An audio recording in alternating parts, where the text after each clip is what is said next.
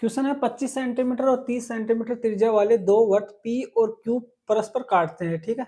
यदि उनकी उपनिष्ठ जीवा पी क्यू की लंबाई 48 सेंटीमीटर है तो उनके केंद्रों के बीच की दूरी ज्ञात कीजिए, ठीक है। देखो दो सर्कल है, एक तो है 25 सेंटीमीटर त्रिज्या वाला, ठीक है, और दूसरा सर्कल है अपना 30 सेंटीमीटर त्रिज्या वाला, ठीक है। ये हो गया 30 सेंटीमीटर त्रिज्या, इसकी त्रिज्या तो कितनी हो गई 30 सेंटीमीटर, ठीक है। और इस सर्कल की त्रिज्या मान लेते हैं अपन, स्मॉल आर मान लेते हैं, ठीक है। आर बराबर कितना है 25 सेंटीमीटर है, ठीक है। इसका केंद्र अपन मान लेते हैं ओ मान लेते हैं, इसका केंद्र मान लेते हैं ओ डैश मान लेते हैं, ठीक है। और अपने को क्या दे रखे इन दोनों की उपनिष्ठ जीवा है पी क्यू की लंबाई 48 सेंटीमीटर मान लेते हैं, दे रखा है, ठीक है। ये पी हो गया, ये क्यू बिंदु हो गया, और ये जो दूरी है ये वाली दूरी, ये टोटल कितनी है 48 सेंटीमीटर है। पी क्यू की लंबाई बराबर कितने दे रखी है 48 सेंटीमीटर दे रखी है, ठीक है। उनके केंद्रों के बीच की दूरी निकालनी है, यानी कि अपने को ये वाली दूरी निकालनी है, ये वाली ओ से ओ डैश के बीच की दूरी निकालनी है, ठीक है। देखो अपन जानते हैं कोई भी सर्कल है, ठीक है, उसमें केंद्र से अगर ये इसकी जीवा है तो जीवा पर डाला गया लंब जीवा को बराबर भागों में विभाजित करता है। तो अपन एक काम करते हैं, केंद्र है, इससे जीवा पर लंब डाल देते हैं, ये वाला लंब डाल दिया, ठीक है।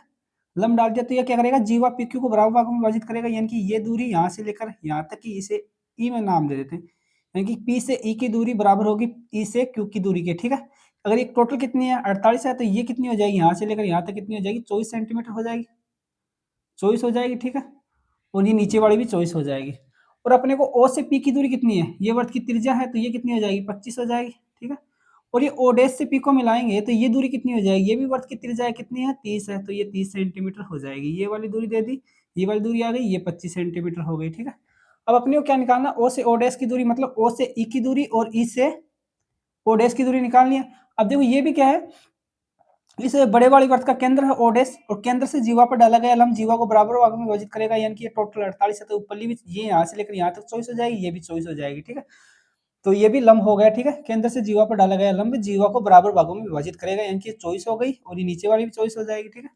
अब देखो ओ से एक ई की दूरी निकाल सकते हैं, त्रिभुज कौन सा, समकोण त्रिभुज लेते हैं, पी ई ओ को ले लेते हैं, इसमें या तो पाइथागोरस प्रमेय से निकाल सकते हैं ये वाली दूरी, ठीक है। नहीं फिर अपन जानते हैं 7, 24 और 25 समकोण त्रिभुज की तीन भुजाओं के ट्रिपलेट होते हैं, ठीक है। ये 24 है, ये 25 है, तो ये कितनी हो जाएगी 7 हो जाएगी, ये दूरी 7 हो गई। अब देखो इस वाले ट्रायंगल में देख सकते हैं पीईओ में ओ डैश में पीईओ डैश क्या है, समकोण त्रिभुज है, ठीक है। ये वाला कौन समकोण है, ये कितनी है 30 है, ये 24 है, तो ये कितनी हो जाएगी 18 हो जाएगी, ट्रिपलेट है, या फिर पाइथागोरस प्रमेय से भी निकाल सकते हैं। देखो ये एक भुजा 18, एक 24 और ये 30, ये क्या होते हैं ट्रिपलेट होते हैं, ठीक है। ये भी ट्रिपलेट है, यानी या तो पाइथागोरस प्रमेय से निकाल ले, 30 और 24 कर्ण 30 हो गया, 24 एक भुजा होगी, तीसरी भुजा क्या आ जाएगी पाइथागोरस 18 आ जाएगी। अपने को क्या पूछा है, ओ से ओ डैश की दूरी पूछी है, ठीक है। तो ओ से ओ डैश की दूरी क्या हो जाएगी, यहाँ पे ओ से ई की दूरी कितनी है 7 है, और प्लस ई से ओ डैश की दूरी कितनी है 18, 7 और 18 कितने हो जाएंगे 25 आ जाएगा, ठीक है। इसका आंसर कितना आ जाएगा 25 सेंटीमीटर आ जाएगा, केंद्रों के बीच की दूरी, ठीक है। 25 सेंटीमीटर, यानी कि ऑप्शन नंबर 20 का आंसर हो जाएगा।